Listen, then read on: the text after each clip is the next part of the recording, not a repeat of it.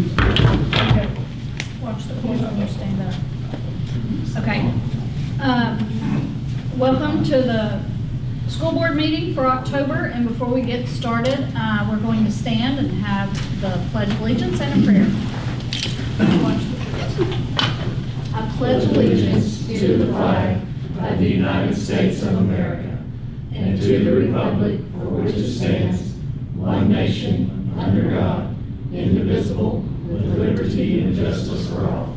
Remain standing. Father, we thank you for this evening where we can gather as staff and administrators and board members to take care of the business for this school. We pray that you would give us wisdom in our decision making and that you would continue your hedge of protection around the students and the staff. In Jesus' name I pray. Amen. So we officially will call the meeting to order tonight, and we got started a couple of minutes late. We were having some computer technical difficulties, so we appreciate those of you who are watching online this evening. The first item on our agenda is the consent agenda items. These were provided to the board members prior to the meeting so we could review them. If there are no questions on the consent agenda items, then we are going to consider them approved by unanimous consent. Moving on, comments by any board members. Does anybody have anything this month? We don't have the legislative update listed. We're still working that out on getting those since Ms. Ford's resignation from the board. But do any board members have any other comments? I want to thank Dr. Murphy and Hayden for the site visit and the time they took out of their day to work with the board and bring us up to speed what's going on. Absolutely. And for those that aren't aware, the board in groups of 2 or 1 took a site visit this week and got to tour the campus with Hayden and Dr. Murphy, and it was excellent. Get to peek into some classrooms. It's very enlightening. We got to have a little lunch even. Yes, yes, and that was good. Barely, Yes. barely.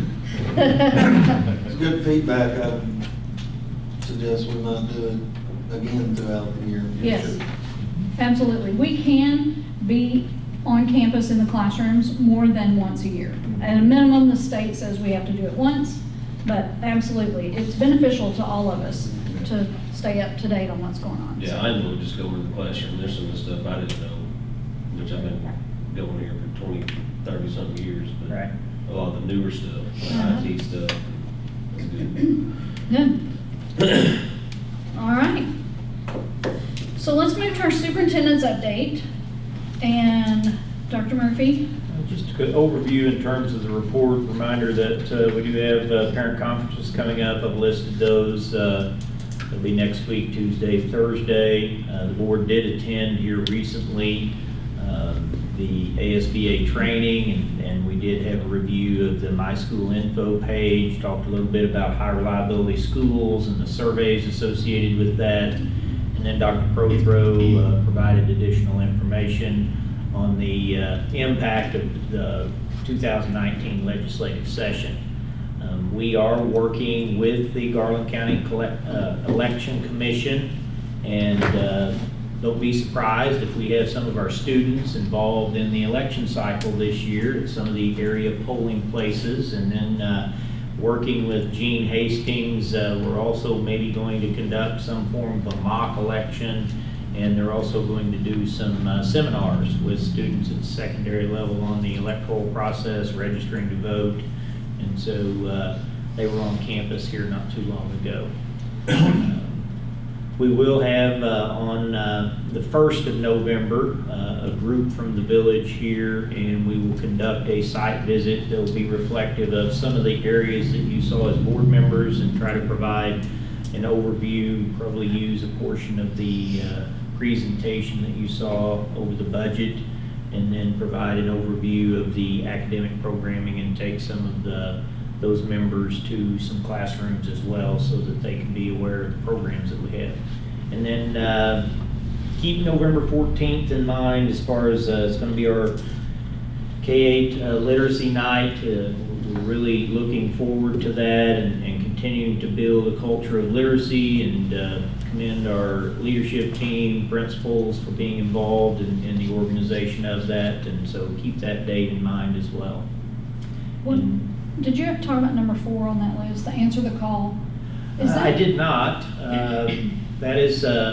That's kind of a coordinated process between, we kind of spearheaded that with the Arkansas Community Foundation out of Hot Springs Village.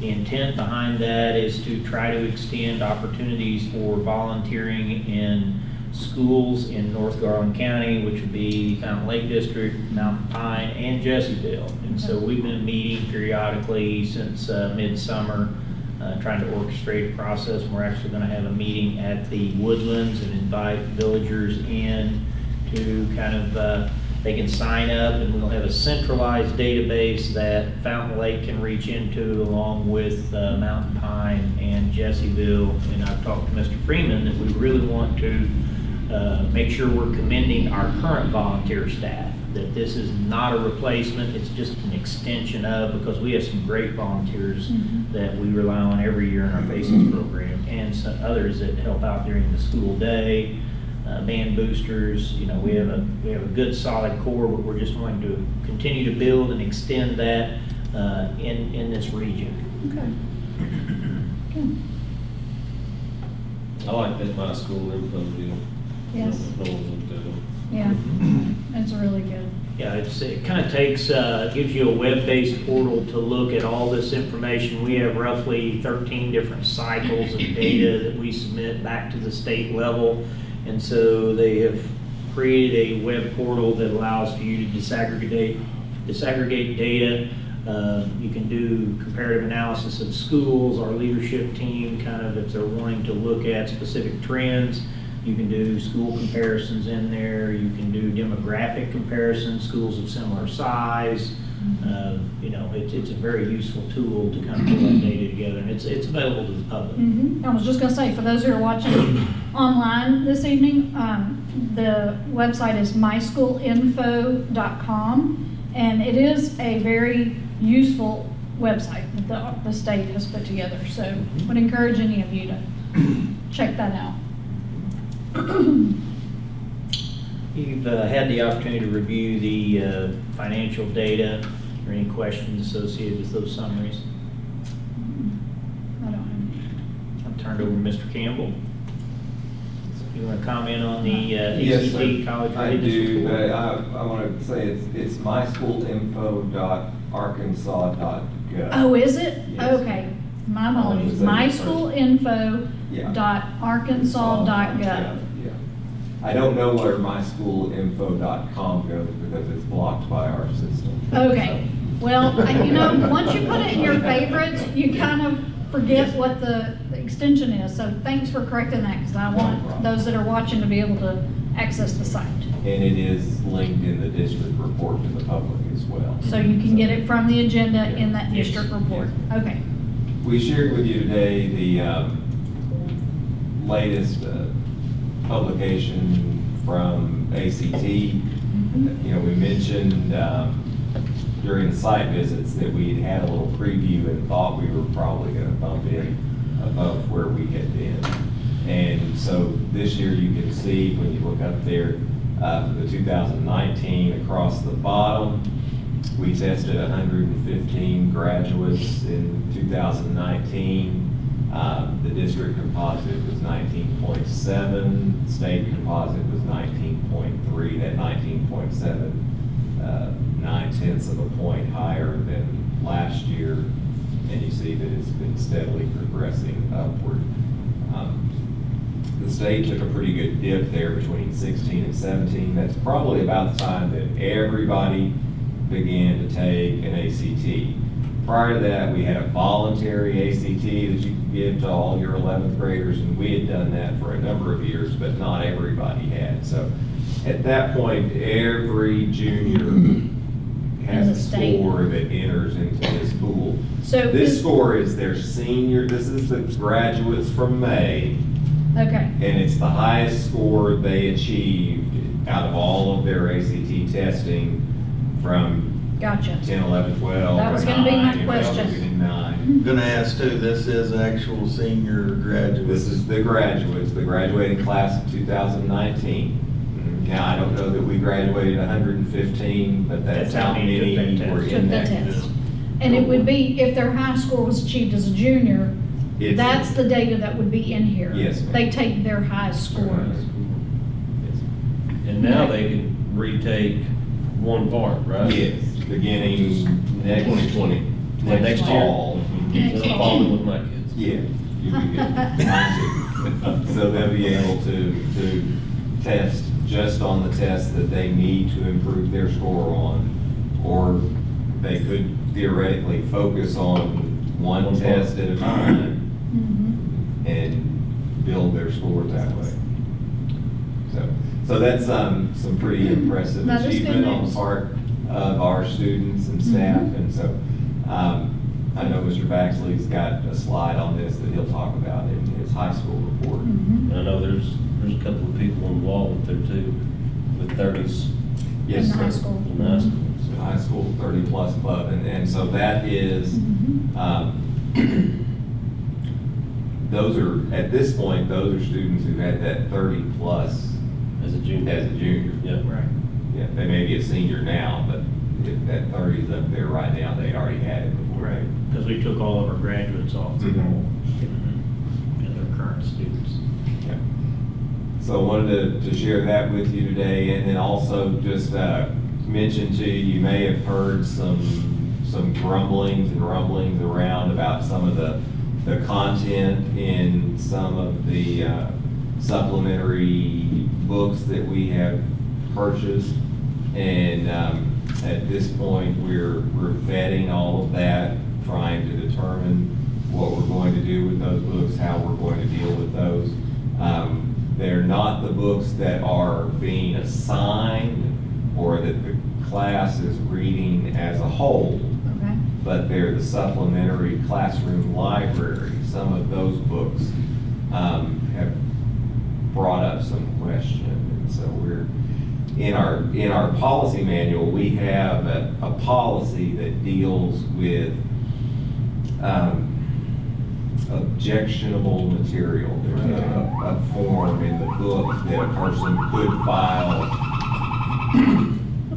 if they had a concern, but we haven't had any of that, but we've been made aware, and so we've set those aside and we're going to deal with that. But we I wanted to haven't make heard you aware of anything, that. just so you know, as a board member, I haven't heard anything. And this is high school level? No, ma'am, this would be. Middle school level, okay. That's where we bought the supplementary books. Okay, Up through. so y'all have? Yeah. Y'all have heard some of that, okay. Okay. So, just wanted to bring y'all up to speed on that, so. All right, and I believe that's everything I had. All right. Thank you, Mr. Campbell. Hayden, you have a capital improvement plan for us to look at? Yes. Okay. So for our board, we have this in the back of your binder when we did our slide walkthrough, for everyone looking online. This is our capital improvements we're looking at for the 2019-2020 school year. Everything above the green line is something that we would like to put on the table to do. Start with the line number 2 school buses, intercoms, land purchase, and some of this we're going to be discussing tonight. Right. And again, I think we've all had a chance to look at this. From any takeaways from the site visit, if you guys have any questions for these items, and I know Dr. Rosen had some comments to these as well. Which retaining wall is this on that? So that retaining wall is going to be the one close to the elementary library and elementary playground. It's going to be on the next to the roadway side, where it kind of dips off the roadways, eroding away, and that dirt's Yep. washing down into that culvert area. Okay. We're near the pea gravel. Yeah, between the playground and the football field drive. Correct. Okay. Yeah. It's on the lower side. Yes. on the One lower side. big one on there from our walkthroughs, the football field track, we're just gonna highlight that one for now, but it's eroding pretty heavily. Mhm. You know, we've talked back and forth. I visited with Mark Davis today. He passed on a contact, and we're gonna reach out to get a really true estimated number for what it's gonna cost. We feel pretty well and good with that $150,000 number, what it may take to replace that track entirely. And just the process of it getting installed may have been done correctly, or some cost savings at the time on just the overlay or the protecting barrier is starting to erode. So we're facing that now. 10 years? Yeah. It was in it's 2010, so it's nine years. roughly. Getting, But it's got a hole up there that's a big trip hazard. yes. So what I would share with you in the interim is we can patch the existing track, where the hole was at, that can be patched. Some of that other, you can put some overlay material into it, but it definitely, you just need to know as a board, it'd be a short-term fix, and you will continue that process until you go through some form of a replacement. The first thing I would tell you is we'll have at least 2 companies evaluate the condition of the track. It's obvious, you've seen it with the naked eye, you know that there's some issues there, so we'll bring in individuals that put tracks down and allow each of them to evaluate whether it's salvageable. And so whether we can do a structural spray over the top of that or not, and then following that, we'll provide you additional information. This is a budgetary document for us to truly embrace at some point. We're taking no action on it this evening. But I do want to, as we gather additional information around the awning, we're still trying to get a tight number on that. We feel like the current design is too expensive in terms of the level of footings that we're having to put in. We got a number back at 70,000 just for the 2 sides of the awning, and so we're going back to the drawing board again, looking at the can we redesign it in a way to possibly save some money. We looked at aluminum, looked at steel, and there was roughly $10,000 difference between the 2 products. So most of our cost is in the design and the size of the holes we're having to go put in the ground in terms of those areas. So I do want you to consider embracing this from a perspective. If you go back to that year-to-date summary, you can see in the building fund there's roughly $1.8 million in our building fund, almost 1.9 currently. And so what we would do if we choose to move forward with this project line item above the green line, that would design an opportunity for us to take on some significant projects in 1 year, design a deficit spend for 1 year, and then realign our budget moving into the following year with a slightly lower Fund 3 balance in the neighborhood of $1 million to $800,000. You know, I've had a few questions. What's that comfort level? Would not want to go probably below $750,000 in Fund 3 at this point in time. Do keep in mind in Fund 2, we're running roughly $2.5 million, which is nearing the threshold of the 20% balance that we can carry as a school district. So outside of the number of $750,000, there still remains to be a balance in Fund 2 of roughly $2.5 million. And so none of these projects are in the current year budget. These projects would all come out of the Fund building 3. fund. They would Okay, come out 'cause of Fund don't 3. we have 1 bus in the regular budget? For approval tonight, yes. You just approved in the In the consent consent? a bus But- that came out of the operational budget for this year. But this That's what I would, was getting. this would be 2 Additional, more yes, buses. correct. Okay. These would be full size, if I understand correctly, and the other one we purchased Yes. tonight was a special needs bus. So the 2 buses, where does that put the fleet, like, going forward? When do, I don't know if you want to We skip have, ahead, or I have a fleet document on there. you can go back up, pull out of that, go back to the agenda, Yeah. and go to the consent agenda. Back up a little bit, Robin. There by the, right there, you've got a bus fleet schedule. Roughly, the current fleet age is 8.3 something years. I think I looked at this afternoon. I was gonna let Joel give us a good update on that tonight. okay. You can kind of Go ahead, see. Joel. Go ahead. Oh, there's a- Yeah. Well, the average age on the buses that we use every day is 8.44 years old. But the reason as far as trying to get 2 more newer buses is trying to move 2 of our older route buses into a stage of being a sub bus, because our sub buses that we're using now are older, and we've spent lots of money on them, just keeping them up, just to keep them where we could use them as a sub bus. And if we did that, we could actually rotate a couple of old buses that we have that are, I think our oldest two are 20 and 22 years old. And move them out, you know, and just kind of rotate some buses down. I mean, one of our sub buses in the last 2 years, we've spent over $18,000 on just to keep it up so we could have a good bus for a sub bus. Oh, wow. That bus number 9 got 260. Yeah, and that's a miniature, that's a small bus that we have, and that's, our bus number 7 is a mini bus, and it's broke down right now. And we're waiting to get a hold of somebody, and we've spent over $8,000 in 1 year on it just to keep it going. And it's broke down now, and it probably will end up costing us close to $7,000 or so to get it back on running. And then 9 we're using sparingly, and we don't want to send it on a long trip because it's got over 240,000 miles on it.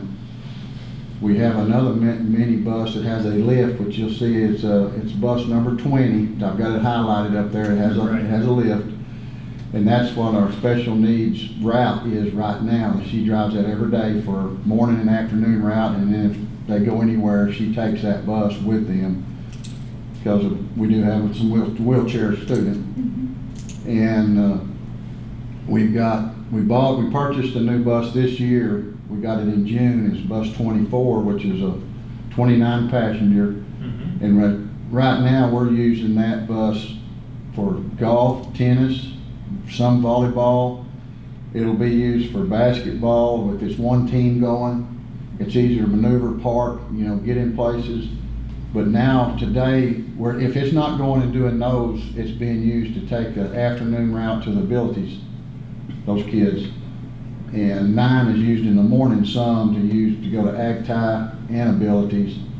And as far as buying a new bus of the same size, that would be strictly ag tie and abilities all day long. We go every day. Right. And that would be And for those kids. The one we approved for purchase tonight That's- is a 29 passenger. Yes, it's just like that, and it would be the one specifically for the special needs students that we have, and to haul them every day. Okay. And it's, you know, it's just and it'd be fully air conditioned. It's easier for them to get on and off. It doesn't have a lift, but you know, we have another bus that has one if we need to use one. Right. So in a general summary, you know, we're at 8.4 years in terms of the age of the fleet. Some of these, if we could take out a couple of these really older buses, really help the overall fleet age, and what we've been working and struggling with is the degree of money that we're putting into buses that are truly aging. And so we're kind of at that threshold where we don't want to continue to commit significant money to some of those older buses because Yeah, and actually, my question was, with the 1 and 2 put you in good enough shape, you It think, for would. a while? It would, yeah, Let I you mean, rotate enough out to be in good shape? yeah, I mean, I'm just looking too. Now, those 2 buses will be also air-conditioned buses, and we're just trying because, you know, summertime and all, school basically never ends nowadays, and it's so hot in the summer. We're trying to, and even beginning of school and before the end of the day, we've got some routes that run every day. We've got a college route. We're gonna try to get, you know, we'll get that route in on an air-conditioned bus every day. Right. And it's just trying to keep everybody comfortable, and, you know, and moving the special needs to the bus 20 this year, it has been so much better. It's a great, you know, air conditioner front and back. It keeps them cooler. It keeps them more calmer. You know, and it's a great addition to, you know, what we've got. And Mr. Lambert, I guess what I would echo is I kind of sense where your question is. We truly need that other bus. Do we need to reevaluate that? If we will stay committed to 2 to 3 buses through the next couple of years, then commit to a rotation of 1, then I think you can level this fleet age out and eliminate this. We've been, historically, there was a period of time where they bought several buses and then didn't buy any for a period of time. So we need to get more into a consistent pattern of budgeting for transportation. And I think Where I'm going is with that. I agree. That's why I want to make Where sure you're doing a we're doing rotation. what we need we've had some bad ones. Yeah, but these buses that I'm talking about will be unleaded gas burners. We've already got one. And the reason is the emissions controls on the older, newer ones that we have with the diesels is costing us a lot of money because they're breaking down on us because of the emissions Emissions control. only. Yeah. And we're also, on the two that we're talking about full size, we're going, we've got it priced in as disc air brakes because it's gonna be cheaper when we change the brakes. Now it costs anywhere from $2,400 to $3,600 to change the brakes on each one of these buses because you have to pretty much change every drum when you do change the brakes. And it's just high cost on that, and just buying brake shoes is gonna probably cut the cost way in half to put on. Two questions. The 2013, we have two buses that, they should be going off lease pretty soon, I would think. Well, they're paid for. They're already paid. They're paid for. Yeah, so Okay. everything that you see in your Okay. diagram is cash. We've got everything Yeah. paid for. We Okay. have no lease purchases as a district. We only pay principal and interest on bonds. Okay, I'm good with That was a that. good Then we question. talked about the air brakes.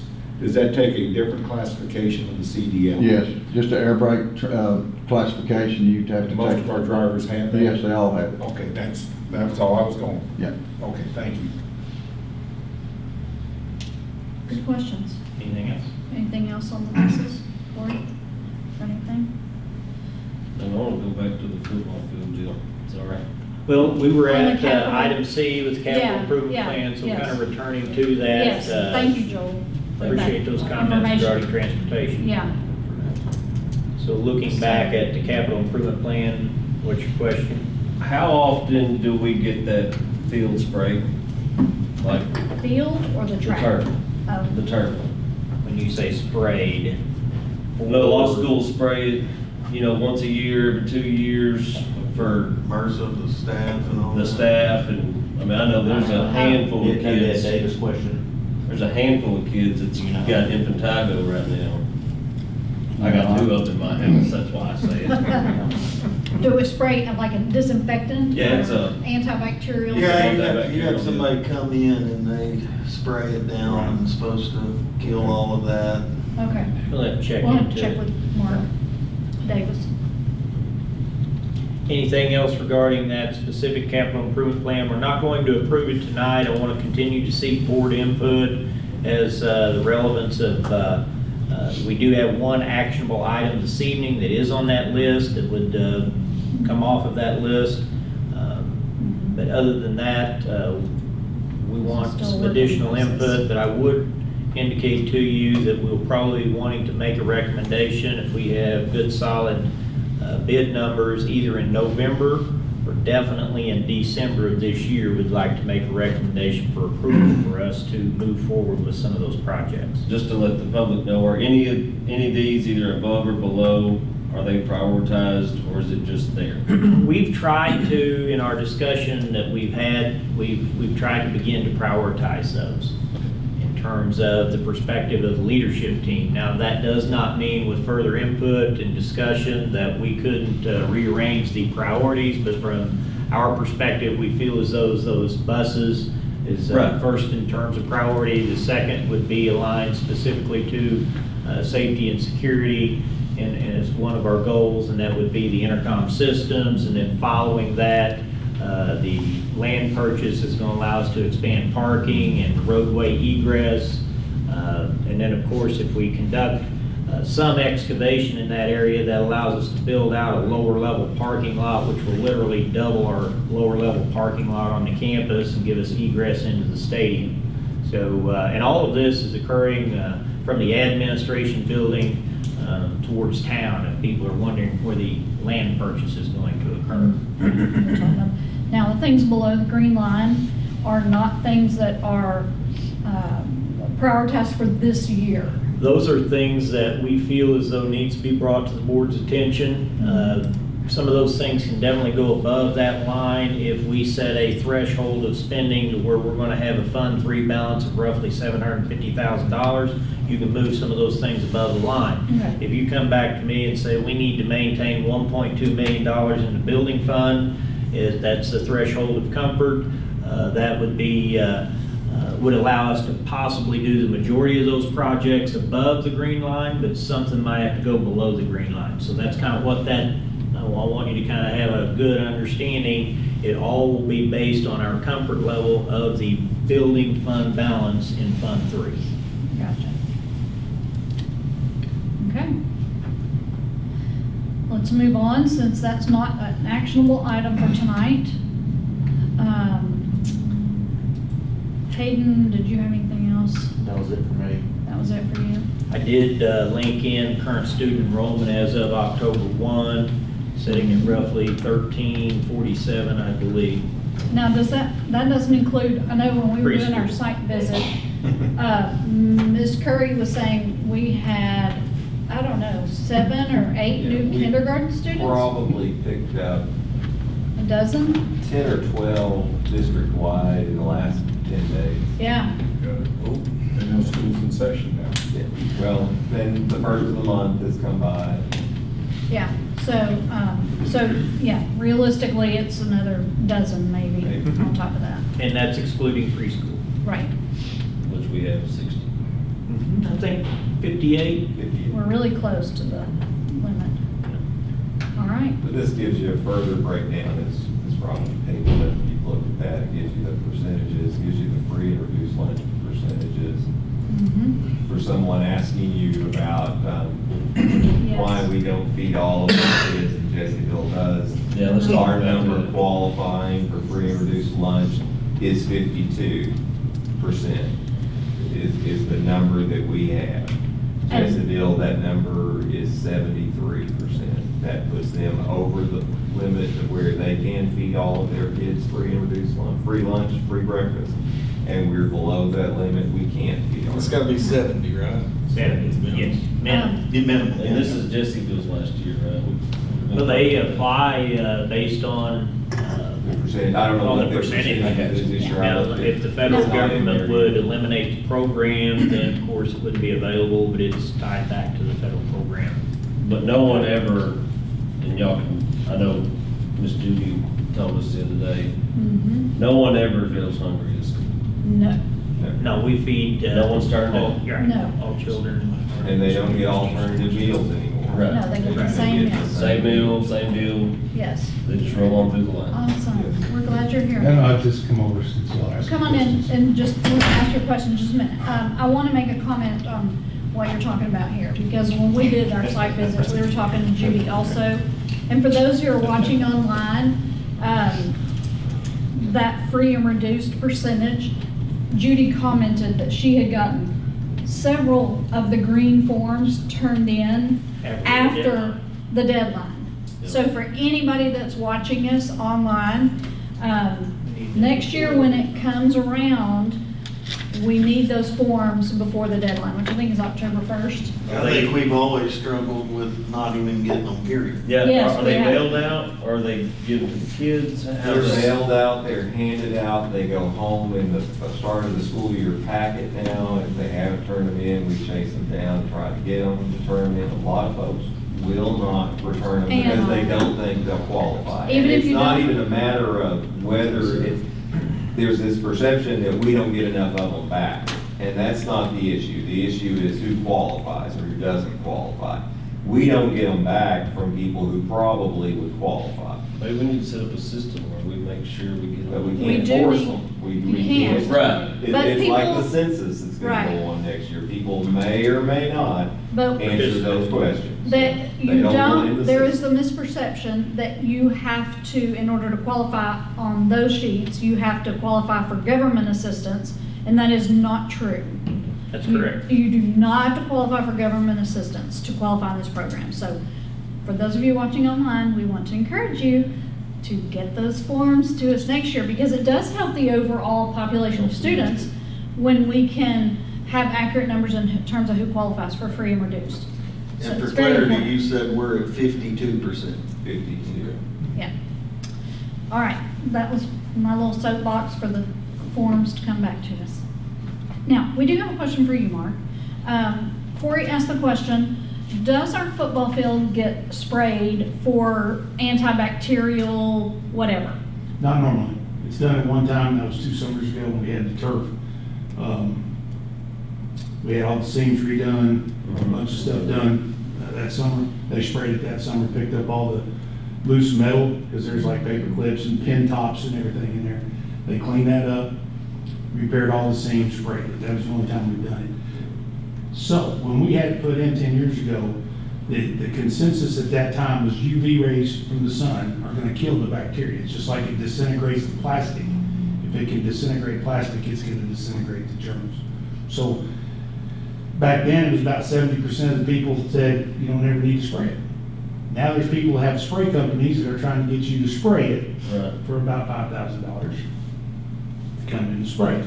I've had people ask me about it, and I'll go back to, and I used to have some magazines, some information about that, and you go online and Google it. As you read, UV rays kill the bacteria like MRSA, staph, the same thing, bacteria.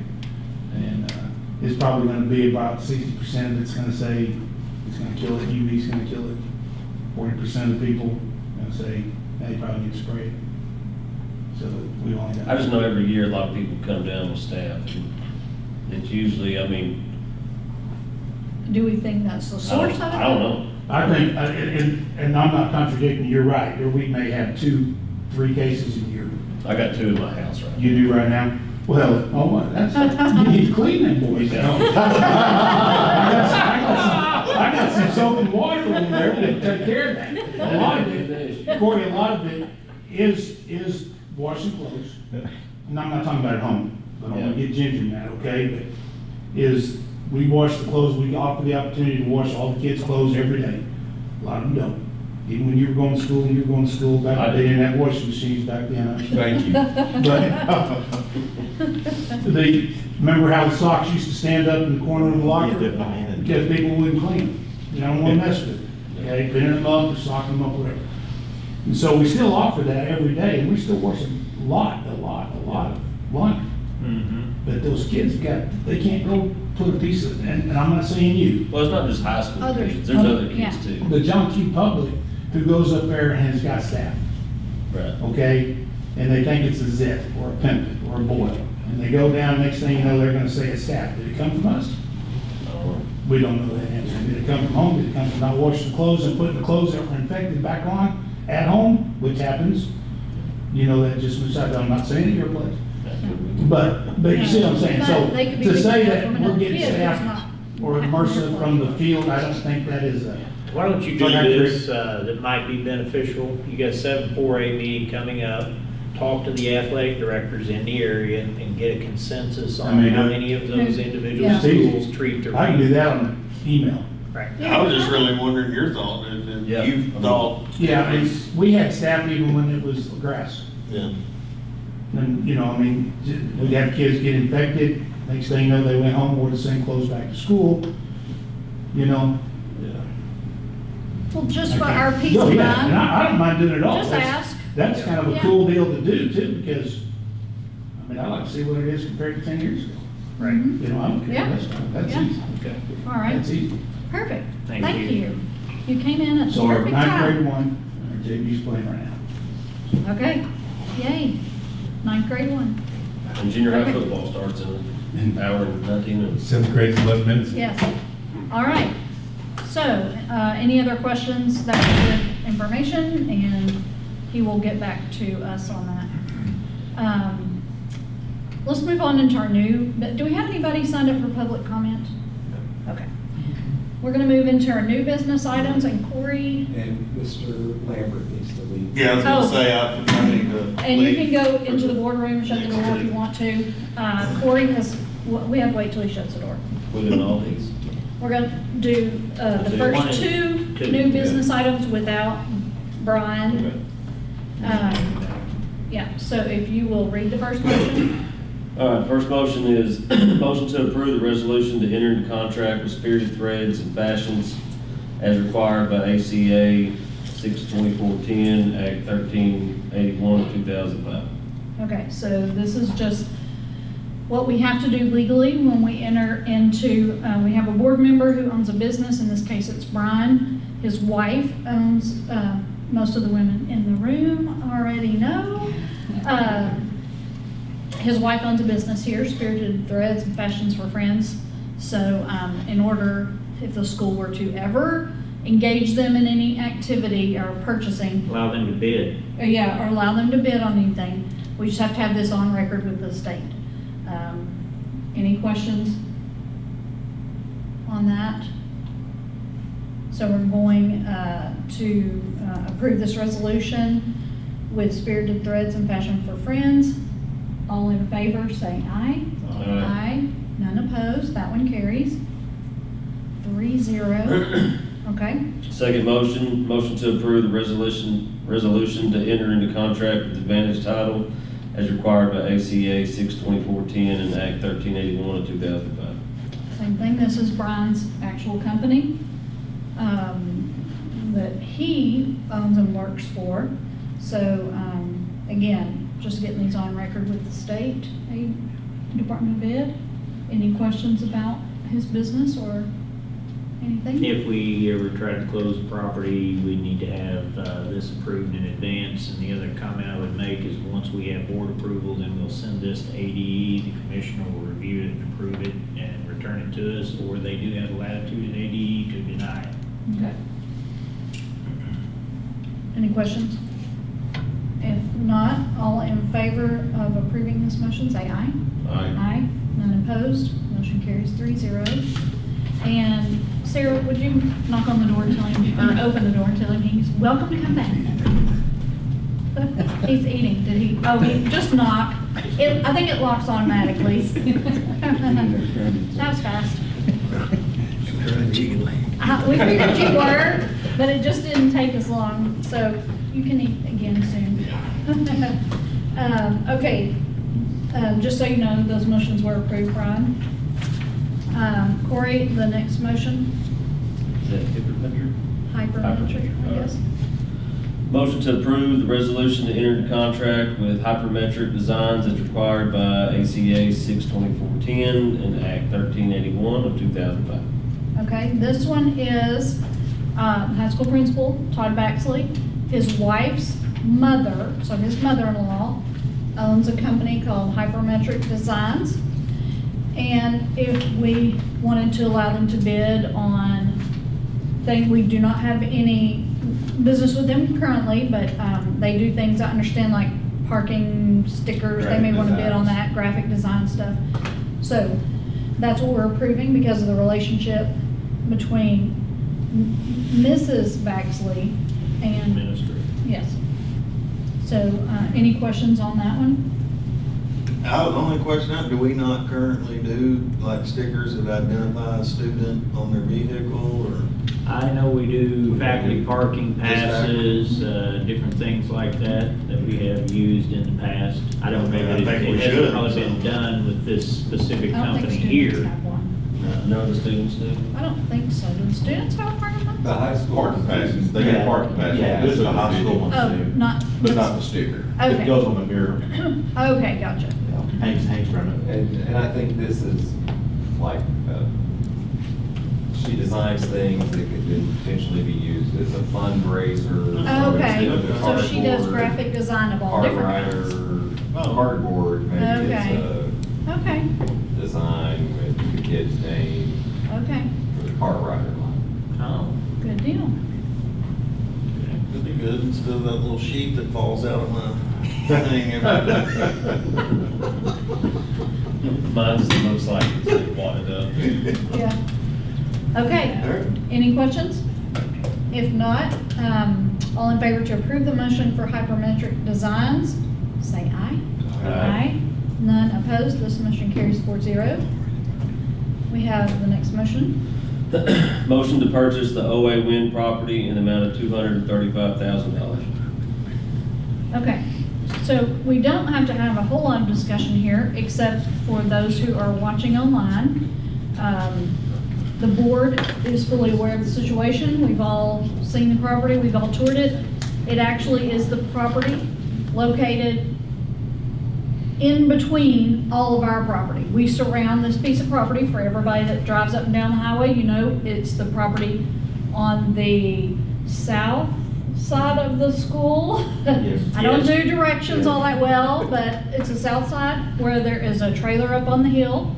And we will be purchasing, I think it's 2 parcels and it's approximately 3 point. Almost 4 acres. Almost 4 acres. Okay. So, Mr. Wynn has lived there for many, many years and is ready to sell. And we have spent a long time talking about it and looking at it.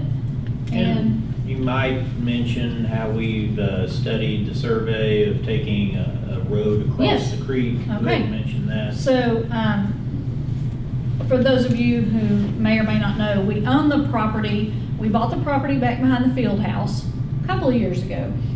And in the process of that, we bought a piece of the, Arbordale. Arbordale, that was the word, yep, the Arbordale that comes all the way out to the highway, so that if we ever put a roadway up on the football field area, behind the football field, we could actually direct traffic out of the campus on the other side over there near Arbordale. So doing that, we have now surrounded Mr. Wynn's property, and when we got to looking at the road construction piece of that, bringing that road out there is a creek.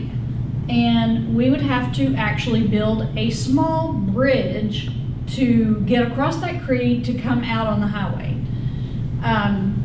Dr. Murphy had the engineers study if we didn't have to do the roadway that way, and we purchased Mr. Wynn's property and can bring the road from the football field area down on this side of the creek where it came out onto the highway still, but on this side of the creek where we could eliminate the bridge.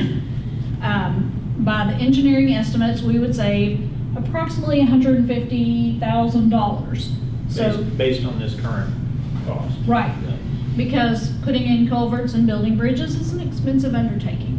And there's a large amount of cubic yards of fill that's gonna be needed Yes, to come off that area. yep, And this is gonna give us, I think, a better roadway. If we wanted, we have several different options now. Yes. Yes. Just one option. right. We do have options to design multiple We can bring it points. right here behind us, we can bring Right. it up high. Right. In the middle. And this just makes sense to own this piece of property. Obviously, somebody else could buy it if Mr. Wynn's ready to sell it, and then who knows how long it might be before we could get our hands on it again. So it does make sense, since we have essentially landlocked that piece of property. Makes sense for us to have it, and we have a good use for it, and we can save we're spending money, but it's going to be offset by saving us the money to build the bridge across the creek. That's correct. So, We were having Facebook comments about, is the trailer staying on the property? Y'all want to answer that for the In live the audience? Right. to the live audience, we had a question about the trailer staying there, and no, there is, as part of this contract, Mr. Wynn will keep his trailer and his one outbuilding. Right. He will have 90 days from the close date to remove those items from the property, at which point in time, if they're not removed, they would belong to the district. Right. So, no, the trailer will not be staying. Thank you for your question, whoever that was. We appreciate that. So, again, after the closing, which would have to occur before October 31, October 30th. that's what it's, That's what it said. that's what it says in here. October 31? That's what it I says. Do we get all need that to? pulled together in that amount of time. I need, roughly in motion 30 days typically to get that turned around, get all parties available. Okay, because it does say October 31. I'll have, our attorney drafted all the contract language Mhm. based on a October purchase date. Okay, In that regard, and with your action this evening, we can modify that to give us ample time to get this out. okay, so how, do you want to extend it to the middle of November? Is that suitable? Giving that would be at the discretion of the board. One way to do it would, that the board could provide me the discretion to set that component. You authorize me the purchase of this, and I'll work with the attorney to establish a close. Okay, because item 8 does show October 31st. It says as soon as possible, but no later than October 31st. So understanding they may have to delay that a little Right. bit.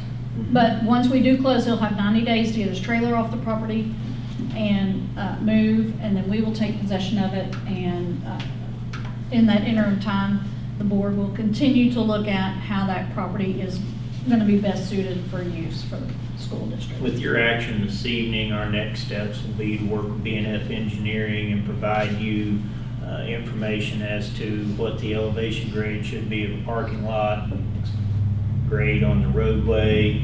We can begin the study of the design of what that parcel would look like within that 90-day window, but we couldn't be shovel-ready No. until we conclude a 90-day window from close. There will be a. So it'll roughly be, if anybody's wondering, March. By Right, the time this whole thing wraps up, you Right. might see activity in that area. It'll probably occur simultaneously with utility relocates on the Yes. highway. for the road expansion. Yes. Yes. Okay. What other questions do we have about? I was just gonna say, if we give him that discretion, since the earlier business and we'll be handling that, Yes, we can probably have that wrapped up in 2 weeks if all parties are ready. So once we get that finalized and I do The have a reason I question. need some time is I want to be able to get this information. I have to get that to The state, ADE and have it yes. approved. That's Right. the block in the Yes, time window. that we That's need why to I wait need on more that, time. yeah. It's not him. What do you anticipate, give us an idea of Closing. closing costs? Well, hadn't really thought about it because they will not be typical, but you're probably, I didn't look through the whole contract, but I spoke with the attorney about each party paying their own. Is that still? It is, now it's, the reason she's asking is in this, we're going to pay the closing. Pay it all? Yes.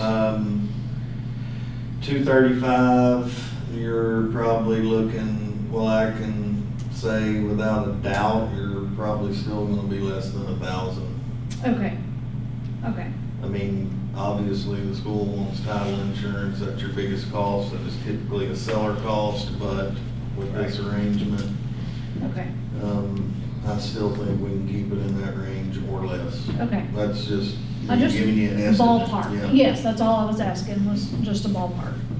I anticipate that even being high, but just for, For ballpark, yeah, that's for good. ballpark figures, Yeah. we'll go with that. Okay, good. Other questions? I would say, to the community, on this land purchase, we don't know, we're not set in stone what we're gonna do yet True. with that. I mean, if they know a teacher, administrator, talk about it. We have several options that we can.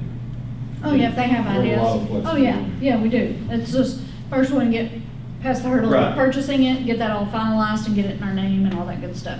Start some dirt work maybe. So we have this motion to purchase the OA Win property in the amount of $235,000. If there are no other questions, would ask that all in favor say aye. Aye. None opposed. The motion carries 4-0. Good job. Thank you very much for your work on that. Been A lot of work. A lot of work. Quite a bit of work for a couple of Yes, years. it has. All right, we do have one personnel motion, if you want to read that one, Corey. Motion to hire Leanne Culpepper as district aide effective October 4th, 2019. Okay. And I take it she's been, where will she be? Mr. Campbell, give him an explanation, please. When we hired the new special ed teacher, one of the things she brought with her was basically a school-to-work program that she had built at her old school, and it's very similar to the Project Search that we do with the hospital now. But we're putting special needs children, high school children, into workplaces. And so right now we're talking about 3 or 4, and they go to 3 or 4 different places each on one a day. Okay. And so Ms. Culpepper is actually transporting them to these workplaces in a school vehicle, being there with them Okay. while they're working, Okay. or dropping them one off and then taking the next one and dropping them off. So it's a very, it's a hands-on, paraprofessional, strong relationship between her and the kids. Okay. So that if there's an issue at the workplace, she's right on call to be right there to help. And Okay. it's really an interesting setup, and it's working well. I know Mr. Bryant mentioned AgTi. Well, you know, AgTi is going to close. Right. And so we've got those kids that we're going to have to, we've got 3 or 4 of those kids that go there that won't be going there. And so Right. this program will probably expand a Okay. little further. And so it's just really hard to describe what she does because she's with kids and they're not here. And then some days she's with kids and they are here, because some of the days they work in the cafeteria or they work in one of the Okay. offices. They're working in the tax collector's office doing filing, they're working down at Cobra Nutrition, they're Right. working at a gift shop I saw that. downtown, at the visitor center Mhm. downtown. And so it's a pretty good little loop that she makes, and she makes it a couple of different loops, a couple of different times a day Okay. during the week. Okay. We are in Yeah, this that's good. situation, it's a district aid pay because she's staying with them in some instances. We're using a school vehicle, not a school bus. And Right. so it's a pretty cost-effective approach for us to use to accomplish this task currently. It Okay. could grow into something else, but Right. this is how we're accommodating it currently. Okay. Good explanation, thank you. Any other questions? If not, we have a motion to hire Leanne Culpepper as a district aide effective October 4th. All in favor, say aye. Aye. None opposed. That motion carries 4-0. And that is all of the new business that we have for this meeting. We will be having our annual reports to the public. Those have to be separately called meetings. So for the regular monthly business meeting, or school board meeting, we are now adjourned. And instantly, we are going to be reopening our meeting with the Fountain Lake School District Annual Report to the public. We're going to call that meeting to order. And we are first going to have a district presentation by Mr. Campbell. Yes. So on the screen, John, are you just going to throw the slides up over the, can you do that? We had a You technical didn't- malfunction. Okay. All right. I'll put a link in there after we stop the feed. And Okay, no problem. I just was asking. So you all have the links to the slides up there, and they're on the screen, so our folks watching can see them. We do our annual reports to the public, and we do it in conjunction with a board meeting because that gives you all access to the information. And over the years, we've tried in a number of different formats, tried to have separate meetings on separate nights, and folks just have not come to the meetings. Right. So this is how we've attempted to do it. And so with the broadcasting of the Yeah. meetings, that's going to give us the opportunity to share this information with more folks. Because right now, quite frankly, what we're sharing with you all is stuff you already know. And the folks Mostly. in the room Already know. already know it. And the first slide there, for instance, is the district's vision, and you all are quite familiar with that. We want to emphasize that to you, and jump right down to the district goals. And these goals are goals that you all have established. Yes. And we have worked toward these goals over the last really 3 years now. We're getting real close to this being the third year. 2.5 This is the years. third Yeah. year Mhm. with these goals. Improving student achievement by striving for every student to read at grade level.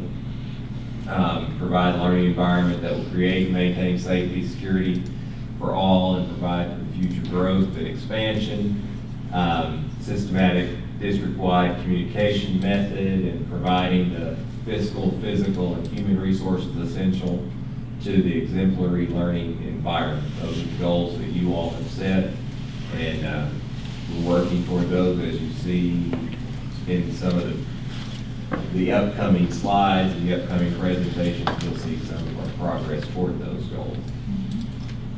We are required in this report to present you all and the number of hours that you have accumulated as far as your training goes. It's not an indictment of you at all.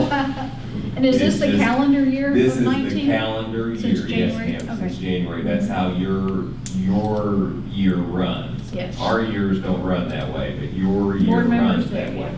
And so this is the training hours that you all have accumulated this calendar year. Uh-huh. All right, there's some state required information that we must share. Our discipline policies are distributed to the parents. Discipline training is provided to the staff. Parental involvement plans have been adopted. We have elementary, middle, and high school all fully accredited, and so we have to report that to you. We have to share with you our graduation rate. You see there 18, 17, 16, 15, 14, and 13, and the link to the My School info, where the actual calculation of the 19 based on the state's formula is not up yet. Okay, So that's why it's not updated on this slide. okay. But as Dr. Murphy mentioned, that My School info link is linked in there. That will take you, you can see years worth Yes. of information if you so desire and are wanting to see that sort of thing. So that link is available there. And we've broken down the enrollment over the last 8 years. And so you see the elementary enrollment is, over the last 8 years, has risen and fallen, and we're at this point in time 40 students higher than we were in 2012, 2013, at 481. For the middle school, for 2012, we were at 420. At this point in time, 412. And you see that it's kind of shuffled along over the years.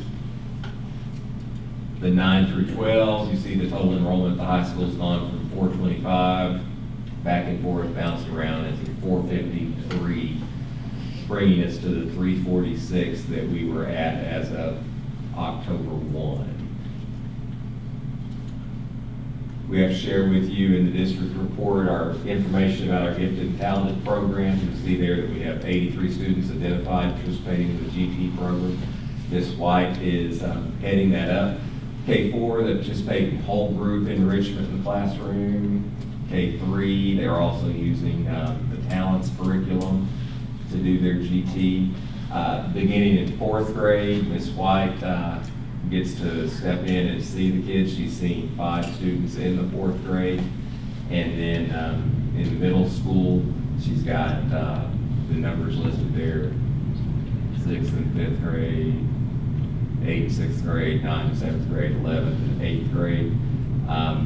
There she works on a pull-out time, and it's part of their project class. They go and they're able to spend some time with her as well. They do begin to pick up some pre-AP courses at the middle school level in the 7th and 8th grade. And so that's one of the ways they meet their GT requirement there.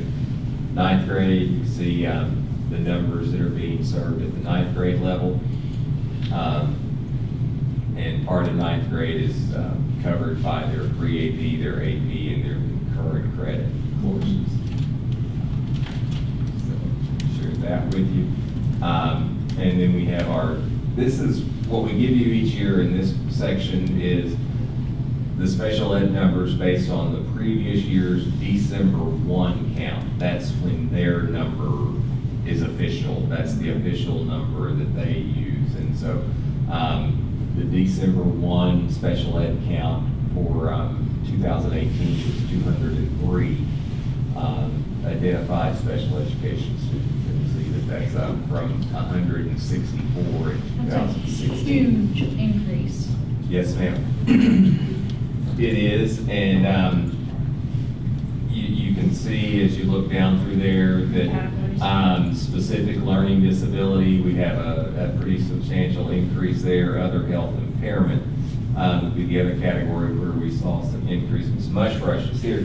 What would fall into those categories? OHI and specific learning disabilities. Specific learning disability or disabilities in the areas of math and literacy, Other health impairment could be students who have ADD, ADHD, things like that. And this year, last year, we had approximately 43 students transfer into the district. It's a very fluid movement. We have students transfer in, we have students transfer out. The number of referrals varies greatly by year to year. We have really strengthened our RTI process at the elementary level, so we are really honing in on the intervention piece. And RTI is the response to intervention. Okay. Would the dyslexia students fall into one of those categories, or no? Those are not- typically served under the 504 piece. Okay. Now, we have students who have a specific learning disability who have characteristics of dyslexia, but we serve the students under dyslexia through a different program. Okay. All these students have IEPs? Correct. Okay. What would entail the other, since there's an other health impairment and then an other? I can't see I don't know what happened to that bottom slide. There's 9 of them. There's an It other just says health others. impairment. This is other. That's 38, and then there's just an other. Orthopedic impairments, things like that, multiple disabilities. No, Mhm. just curious. And that's what we have for the required elements of the district. Okay. And as Any- part of this, are there any questions? Do you all have any other The only questions? comment I would make is I know some of the work that the leadership, especially at the elementary level, is really looking at. You mentioned response to intervention, but really, how do we support students prior to that referral process? And making sure that we clearly identify when identification is necessary, and make sure that we support students prior to classifying an IEP, because once a student is placed in an IEP, very seldom, our goal is to work students back out of that program, but it becomes very challenging to bring students out of the program once identified in the program. So the work being done by the regular classroom teachers, supporting with paraprofessionals and strengthening that process. I know they're developing a tighter system to that response to intervention with regular classroom instruction and then support. So our hope is to remediate prior to going to. Going into the IEP. Okay. And when Ms. Mushrush mentioned that 43 students transferred in already identified. Right. So that was, That's something beyond kind of the element of control. and we do look at that when we're school choicing, because we can deny based on having to hire additional staff. Right. So that is something that we look at. So that's probably legitimate move-ins. Yeah. Mr. Campbell, Really? I'm sure there's a percentage that the state recognizes when you're over-serving. And it looks to me we're about that 12%, somewhere in that seems to be about average, isn't it? I think the state starts getting concerned when you start getting above that number. They think When you're they think you over-serving. have too many. Too many, They which think- is beyond your control. There's nothing you can do. Right. Right. They really look at the population of the schools and the communities, because there are lower socioeconomic schools and they are going to have a higher population. I think in our demographics, if you refer back to that October 1 count, we were approaching 15%. Yeah. Which, That's a lot. that's a high percentage. Mhm. And it puts us really a strain on us. All right. As part of this meeting, we're going to have the elementary presentation. And our principal, Katie Curry, is in New York at the moment doing some literacy training. So we have assistant principal, Steve Freeman, here to make a presentation of the elementary.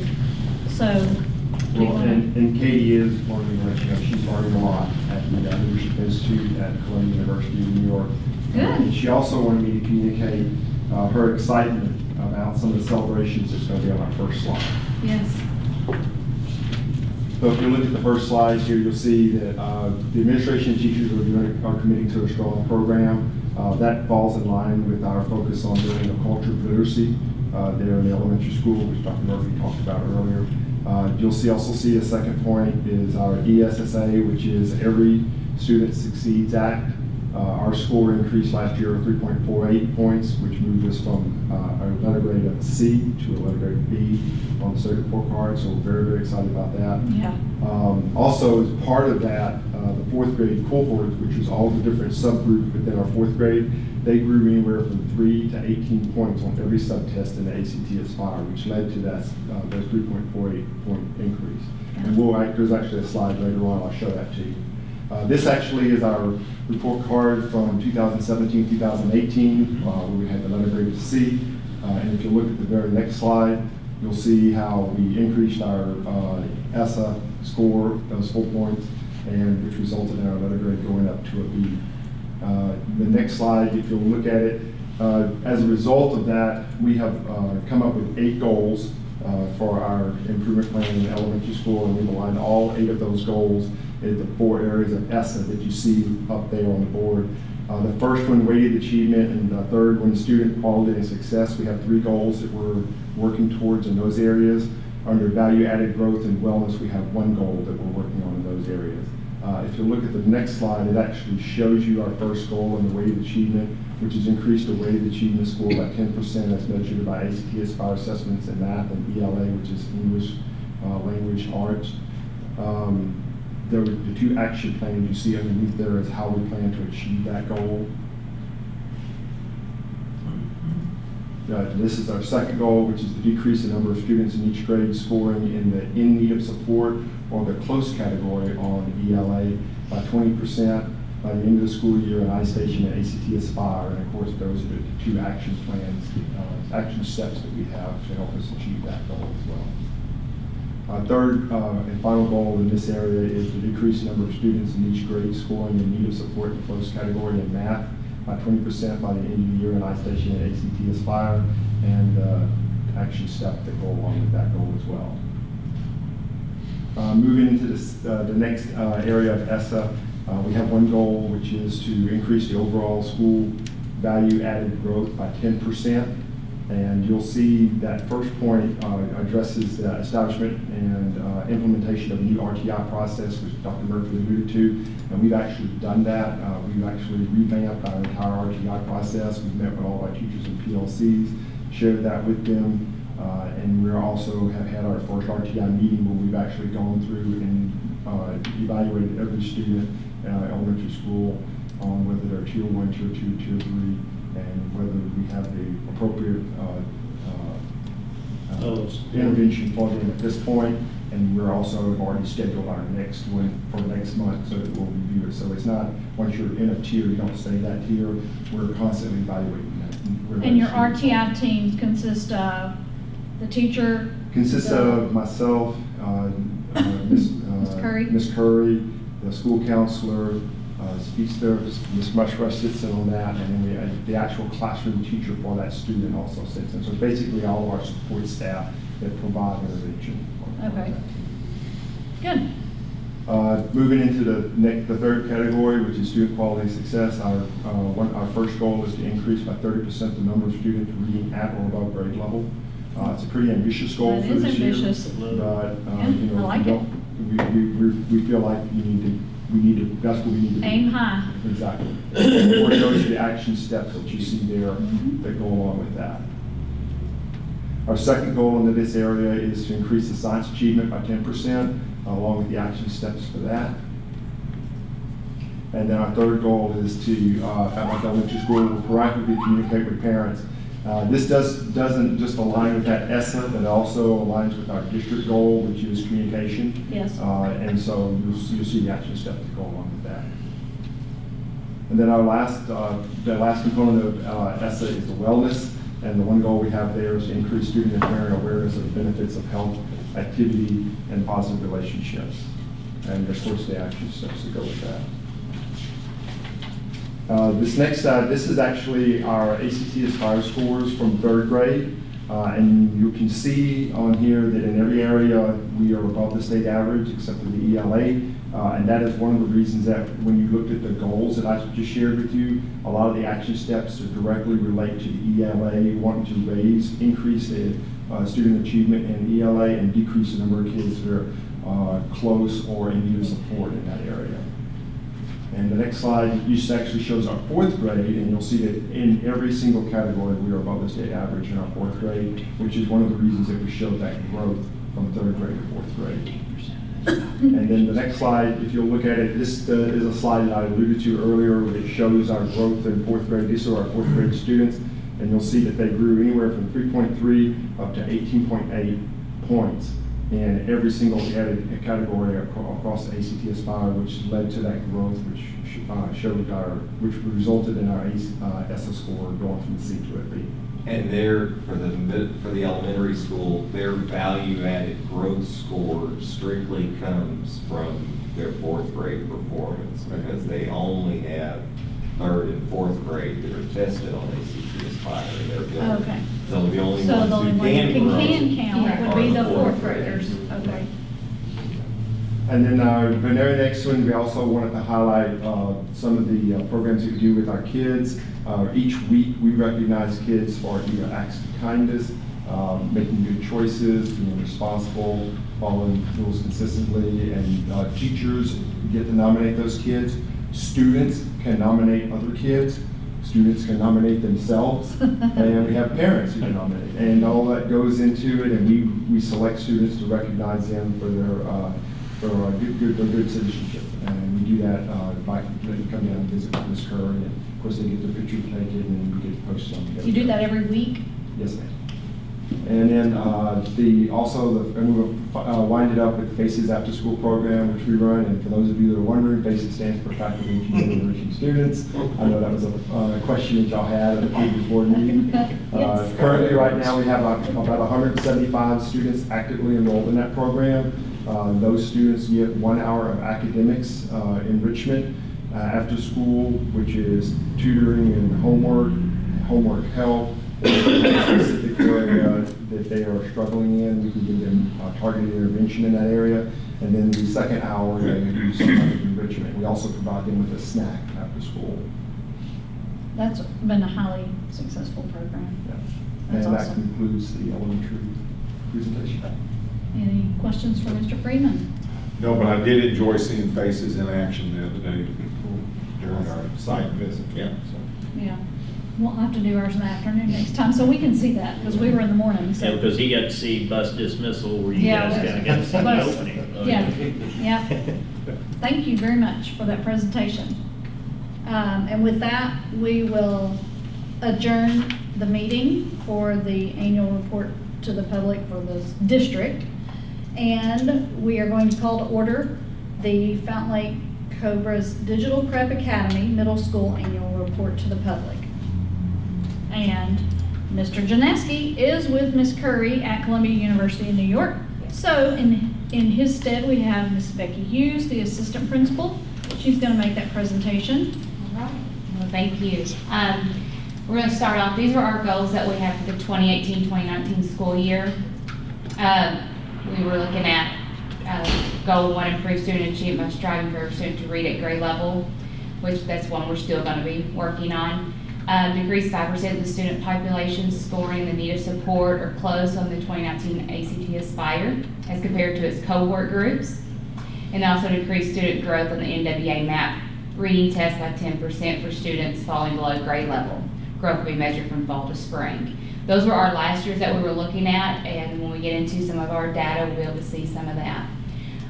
These are our new goals for this year that we want to really concentrate on in the middle school. We want to increase our overall weighted achievement score by 10% as measured by the 2019-2020 ACT Aspire assessments in math, ELA, and reading. We want to decrease the number of students based on a cohort, students who have data from one year to the next scoring in the need of support category in both ELA and math by 15% on the ACT Aspire. We want to increase student growth by moving 10% of students from in need of support to close and 10% from close to ready based on the 1920 ACT Aspire for ELA, math, and science. And then our last goal, sorry. Increase the number of students reading at or above grade level based on the MAP and Lexile. So we're still going to concentrate on students reading and their levels. Absolutely, yes. And when they're calculating their growth, they're calculating every Yes. student in the building. We test because 5th through every- 8th grade, every student. Every one of theirs will Yes. have a previous year's score. Correct. Where in elementary, first and second graders aren't tested. And they only have yeah, 4th grade. Third grade is the first year they test, so Right. they can't grow until So fourth grade. the whole middle school has previous Yes. year data. Yes, so we have all of it. And that's good because Mr. Janaski likes data. Yes. You'll see that here in just a minute. Yes. This is our ESSA report. We were a B this year. Last year we were also a B, but I don't have that particular percentage, but we are at just a hair. But hey, a growth is a growth, so That's we're pretty right. excited about that. So we are a B also. In your building, you can see there's almost 75.5, will get you to an A. So Yes. you're, into the B range. You know, they kept talking at that conference about, don't look at the letter grade, don't look at the letter grade. But that's what the public looks at. Right, but, I mean, for, there's not much difference between a B and an A, I mean, it's right there. It's not like an A and a B. Weird. It's not a 10-point range. Right. Yeah, Yeah, they're pretty tight scores. yeah. Okay. MAP, is our NWA. It's our test that we give our students 3 times a year. We give it in the fall, winter, and spring.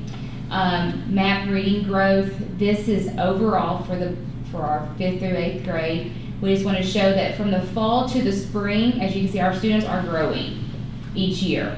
On the 18-19, I apologize, I can't see those scores, but Yeah. I do know there was a growth there. In 2018-19, it started at 211.72 and ended at 215.25. So, yeah. but we just wanted to show that from there we are growing each year to show that. Uh-huh. That's in reading. And then we wanted to show also our MAP scores for reading. These are our cohort groups. You follow the color blocks going down. We'll show from year to year. And it shows that our students are still showing growth. And on the left side, that is the RIT score. And then so you can see if our students are meeting the RIT score each year. That's also for NWA MAP. That's good stuff. We really like those graphs because it RIT? shows that particular graduating class over time at cohort group. So I've got one question. Uh-huh. The RIT is different from the ACT is better. NWEA? or Yeah, MAP? this is This MAP is- NWA. This is what this one is. Okay. This is the test that we give 3 times a year. Okay. Math, science, reading, and language. Okay. Yes. That's kind of the reading level interpreted within math. Yes. It is. Okay.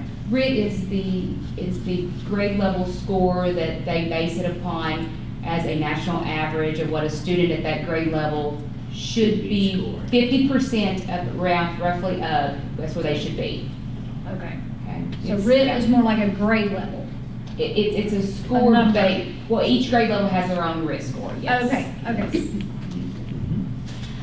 Grade 5, ACT Aspire, we just want, this is exactly what was on our other scores. We just want to show you the diff from 5th grade and the state score, excuse me.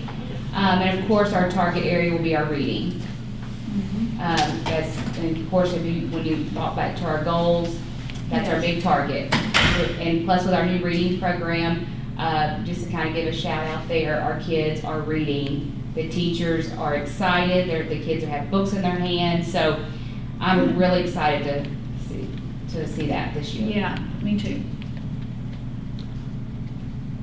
Okay, I'm sorry, yes, Ms. Robert. And this is just 6th grade also. And if you'll look again, of course, reading is our target area. So we're still concentrating on it, but all the other ones we were above state.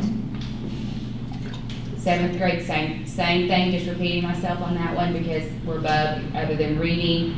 8th grade, same thing, so. Yeah. 8th grade. 8th grade was pretty close. Really close. Yeah, 8th grade was really close. This is also just doing the cohort scores, just showing the overtime, the percentage of students ready and exceeding. Okay. So it just shows you those percentages of how many students at each grade level over time was ready and exceeding on the test. Mm-hmm. And then math, same thing, ready and exceeding over time. It's more than just pondering. Making improvements. Yes, and we are. Yeah, when you follow those down, I mean, you know, you have some negatives in there, Yeah. but overall, Some good. we're seeing some improvement, yes. Right. And we're hoping with the changes we have in curriculum and reading Yes. and That's gonna stuff like help that. y'all. Yes, Because not only do you have the curriculum now to use there, but they're getting it in the elementary level, so hopefully by the time they get to the middle school, you'll really see some. yeah, we're excited about that for it to be such a, grade by grade, because that way we can see a true progression. And with the, Do we have to approve anything? no. Okay. Mr. President. Okay, you're fine. You're good. With the state adopting the ACT Aspire Uh-huh. for, you know, we Next. understand that there's going to be an additional 7 years with that, so we'll have ACT Aspire data that mirrors what she was showing you with the NWEA over the years. We'll have a pretty good Some range really of good that. data. And with the reading supplemental material, we at least have a strategy Yes, moving forward. correct. Yeah, we're really excited about that. Okay, I think that's, and that's just our SMART goal, how we did that. That's your SMART, yep, Yep. that's what SMART goals are. That's That's the it. end. Thank you.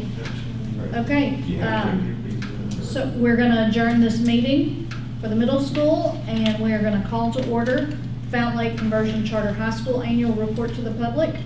And our principal, Mr. Todd Baxley, is here to present that. Thank you, Ms. Hughes, for the middle school report. Thank you.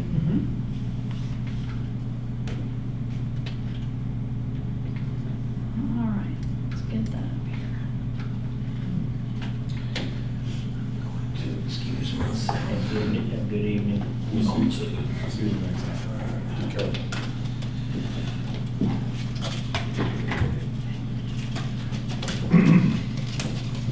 Okay, our charter goals, high school's coming up for charter renewal Yes. this year. So we have to go before the board in December. So we're using our charter goals that we have for this year for our building level goals also. Good. And every one of these charter goals goes back to our ESSA report card that comes out. So goal number 1 is meet or exceed the state average in mathematics on our state assessments. We're using MathQuest through Dawson Co-op as a resource. They come down once a month and meet with our math department on things that they can support us with. We also do academic support center where we've got kids coming in for assistance on different work that they're doing, whether it's math, science, English, or whatever it may be. Our second goal is meet or exceed the state average in English language arts on the state assessment. We've just purchased a new ELA curriculum that is very promising. And we're hoping that through our utilization of that, our student performance is going to increase. We also use the academic support center for that. On our next slide is meet or exceed the state average in science on the state assessment. We've made a change in our science department with a teacher change in biology. Ms. Cox is now doing our biology classes. So the rigor has changed quite a bit. We normalize the curriculum by using common assessments and common labs. We're focusing on data analysis through using common assessments and the NWEA results. We're using more depth of knowledge through our PLCs, constructing more depth of knowledge level 3, which is reasoning, justification, and analyzing and interpreting data. We also use our academic support center for that goal. The next goal is increase the number of students who earn college hours or complete a program of study by 3% annually. We're using our advisory teachers to help establish a successful pathway to the completion of program studies. Also creating personal success plans that would include college level courses for our students. And increase the number of students who reach all 4 college and career readiness benchmarks on the ACT to the national average by 2020. We're using our academic support center for that. We encourage our students to take the ACT more often so that they can better their score. And next year by 2020, as Mr. Campbell said, they're going to start letting students retake different portions of the test to make their score higher. We've got ACT prep courses in both English, math, science, and reading and writing. Our next goal is increased by 3% yearly the number of students participating in our internships. 2018-19, we had 19 students, and we've increased it by 53% this year. So, That's awesome. which is pretty big. It's really good, yeah. Character building, we use advisory, which we meet on Wednesdays only. They identify their goals in those classes, and the students engaged in teacher-generated lessons. Foundations class, we've developed study skills for our kiddos, using self-advocacy and youth science. And youth science is a deal where it pinpoints what they need to grow in and stuff like that. We use our student of the month. This is all teacher input. Teachers vote on our students of the month. It's based off of academic performance, responsibility and work ethic, citizenship and character and leadership. And once a month, we put those kids in the paper along with our teacher of the month. Those students get a Yeti cup with the Fountain Lake logo on it, a backpack, an award, and the picture in the paper. So we also have our senior shout out. This is for college. The student pictures displayed when they are accepted to a college of their choice. And a lot of those will be going up when we do our senior night, or senior, when all the colleges come in and they select their college. Yeah. We've also got our 30+ ACT club. And we're proud to put our students on that, and we hope that more students will take that ACT so that they can get their picture up on that wall. I like that. I saw that the other day when I was in there. I like those boards. This is our 9th grade ACT Aspire scores. The light purple is 17-18, the dark purple is 18-19, and the yellow is the state average. You can see that in 9th grade English, math, science, and reading, we're above that state average. And then you can compare that to last year. In math, reading, and science, we excelled in our score. English, we're just down 1% from last year, but we're still above the state average. On our 10th grade scores, in English, we grew from last year, and we're also above the state average. However, in math, science, and reading, we're below our state average. But we've made some changes this year that we hope to excel those student performance on the ACT Aspire. In ACT Aspire, they're only tested 9th and 10th grade. Our next slide talks about our 5 years of testing in the ACT. You can see that 15, 16, 17, and 18, where we're slightly below the state average. And this year, we're above the state average with a composite score of 19.7. And that's all I've got for the high school. Thank you. Any questions, comments? If not, we will adjourn the meeting of the high school report. And we will call to order the Fountain Lake School District Federal Programs Annual Report to the public. And that will be done by Mr. Campbell. Yes, ma'am. And I just wanted to share with you all this evening the federal and categorical funding comparisons to the previous year and how we're using those funds this year. This is our required meeting for Title I, and we'll share this with our parental involvement committees with their files as well. So when we talk about federal funding this year, we're talking about Title 1A, 2A, which is intended for improving teacher quality. This year we have gotten back into the rural low-income school Title V. We hadn't gotten that for the last few years, and then for some reason this year we're back in the mix. The formula is played out in our favor this year. And then we have the Title IV, which is academic enrichment. On the state categorical funding that I'll be talking about is the ESA, which is the new name for the NSL, which was the school lunch funds, which don't have anything to do with the cafeteria. And then the ELL dollars, which is the English language learners, the professional development money that we receive from the state, and the ALE, alternative learning environment funding that we receive. If you look at Title 1A, our allotment has gone down again this year. Every year since we had sequestration back about 2009, so almost 10 years now, we have seen just a steady decrease year after year in our allotment for Title I. We transferred some money then from Title IIA over into Title I. We had a little bit of carryover, brought our total budget $285,838. We use that, we're paying for 2 Title I teachers to do push in and pull out supplemental instruction in the middle school. You know, we had 4, 2 in the elementary, 2 in the middle school. The elementary, after our needs assessment back in the spring and looking at an evaluation of our program, we decided to go a different way because we were really doing with their RTI program, which is state required, so we can't pay for our Title I people couldn't be our RTI people. Correct. So we just basically eliminated that and shifted those dollars into the supplemental materials. We use a little bit for parental involvement. We have to set aside a little bit for homeless.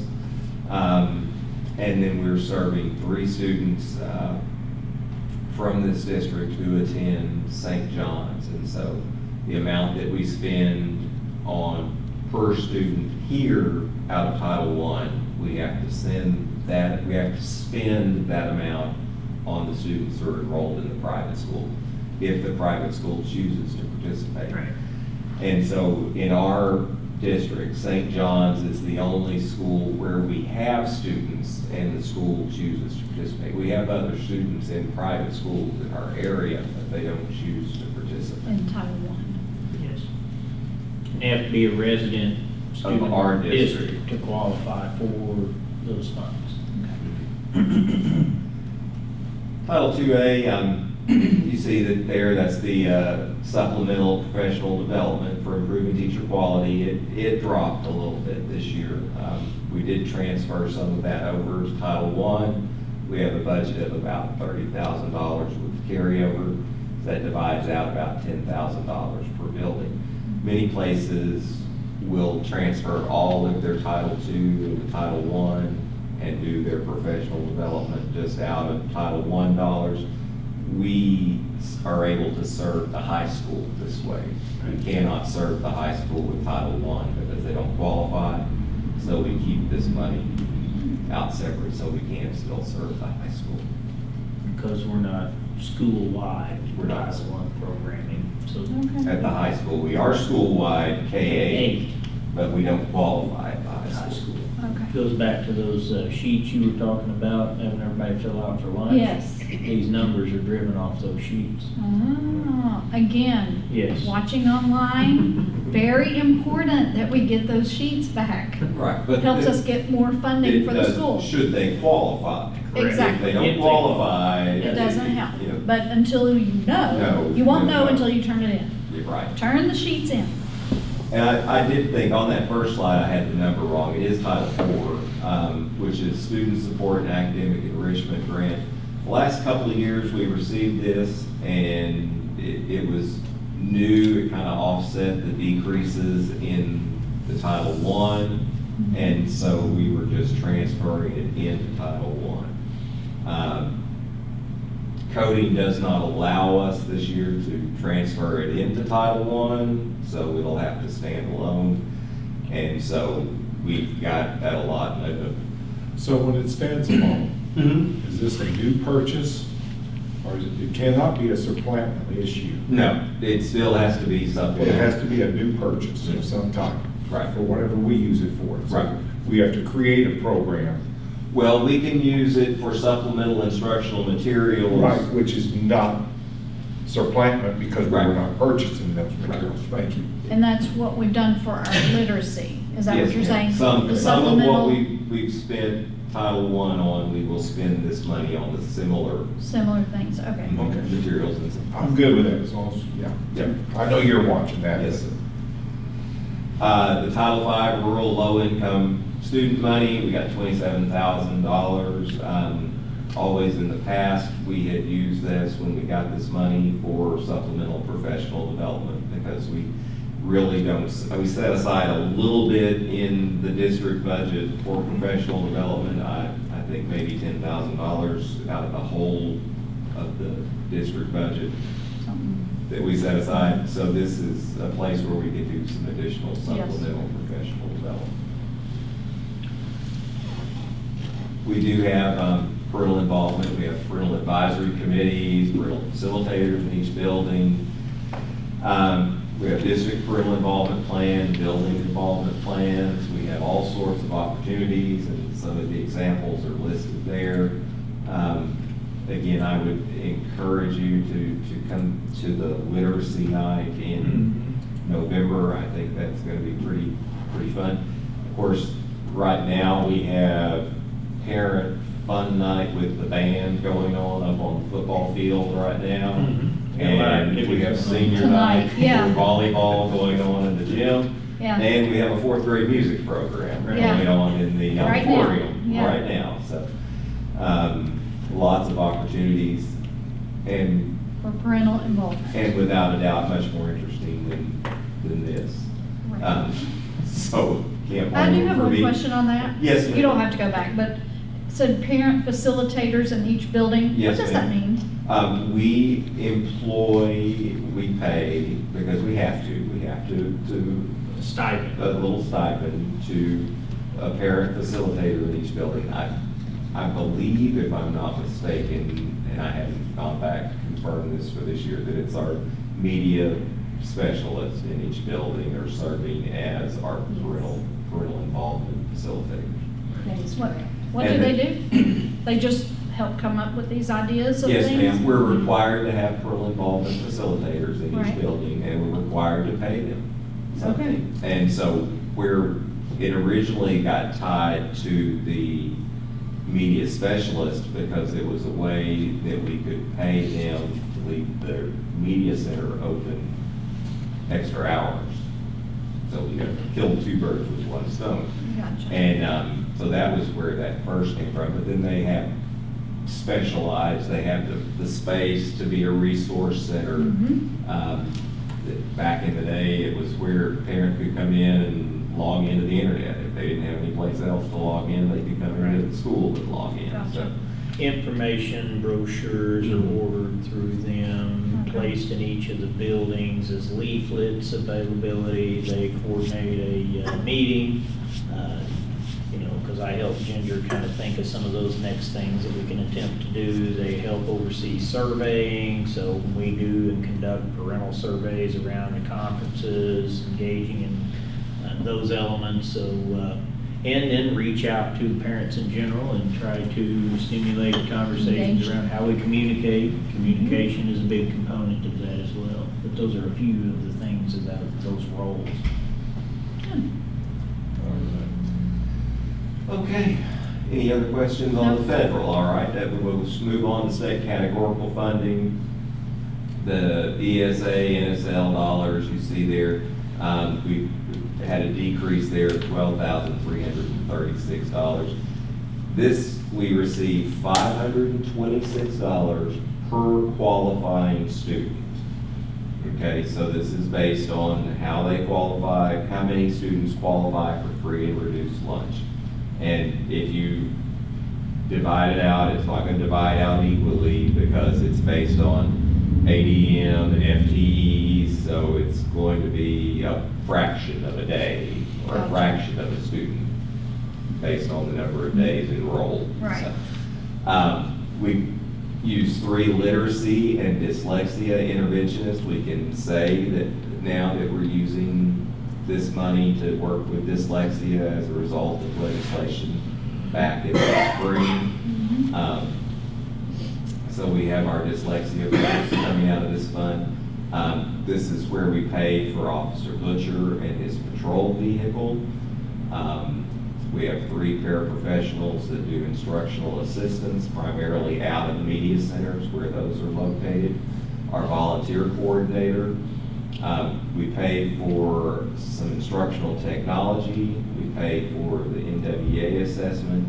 And then there's not really any money left for this year, but we can pay for supplemental professional development out of this fund. The resource officer in picking up the patrol vehicle, took a Put pretty into big that. bite out of us this year. With the decrease. Do what? I mean, you had a And decrease a in decrease funding and an and- increase in cost. Yes, sir. But we'll keep Make it figuring work. it out. Mm-hmm. We do not get the allotment for English language learners until later in the year, like March. So you see what the year before last and last year's were. We won't know until it's based on, again, the FTE, the number of days enrolled by the time, sometime in the spring. Gotcha. But it will be $338 per ELL student. We do some training for teachers, some supplemental materials, and we provide interpretive services for parents and students out of that funding. Mr. Forbes is in charge of that program for us. He does a Okay. fine job. Yes. We reimburse him for his prep period, I Okay. believe is how that's set up. So he works during his prep period, and gets paid for that. And that's how we get our ELL services. Okay. State gives us some professional development money. This is $27.40 per student. And you see that it went down $956 from one year to the next. On-site PD, we do our required 36 hours that folks need. Off-site PD, we use Dawson. We have conferences. We send folks to trainings. We also pay our Dawson co-op membership fees out of this fund. So, and then we pay some educational services with Henderson State University out of this as well. This does not have to be supplemental because it is state money, so we can use it to meet state requirements. ALE, we get $4,700 per enrolled student FTE, so it's based on the number of days that they're enrolled. And so you see there we had a $23,750 increase from last year to this year, $166,468. And that funding is based on the prior year enrollment. So the number of kids that we had enrolled in 18-19 Way after is the what fact. caused us to have that amount of money in 19-20. Gotcha. So we have a shared program that we operate with Jesseville, in partnership with Jesseville and the Arts Board Co-op that runs that for us, the Boys and Girls Club, and the old hospital building across the parking lot. Yeah, the old Baptist Health Yes. building or whatever. Running out of both of those buildings. And then we also have an on-site hub program or ALE classroom that we're able to run some kids through and have them at least part-day ALE students that way. And sometimes accelerated credit, it's online programming that they participate in. And so those are the funds that I needed to share with you this evening. Our folks really do remarkable work, and I was glad that you all were here this week to visit, because I know the little time I was with y'all, I didn't run across you, but based on our conversation, I know you saw some of our remarkable folks. One of the things we had talked about earlier was addressing mental health concerns. And we do still have that as a goal on the forefront of our minds. We did budget that, and we are working with Ms. Mushrush and with Ms. Harvey, our psychological examiner, who has worked with the state to set up this sort of program in some other places. And so we're still real hopeful that we can get something in place probably right after the first of the year. Good. And we know that addressing those needs are are just as vital as every other meeting. Absolutely. Can we really, after the board meeting last time and the decision rendered, we felt like it'd be in our best interest to really sit down and plan a process, a program design prior to planning just an advertisement to hire someone to help us build the program. We really want to vet what we want in our program and then try to hire according to that. So it'll extend our timeline. You know, you and I kind of talked about we would try to accelerate this, but Right. after visiting with the team, we feel like we want to take a little bit more element into the planning and then begin the advertising. Okay? That sounds perfect. Thank you for that update, and with that, we will adjourn the meeting of the federal programs, and we are done for the evening. So we are all adjourned for the night. Thank you. Thank you all for being here, and thanks for watching online with us tonight.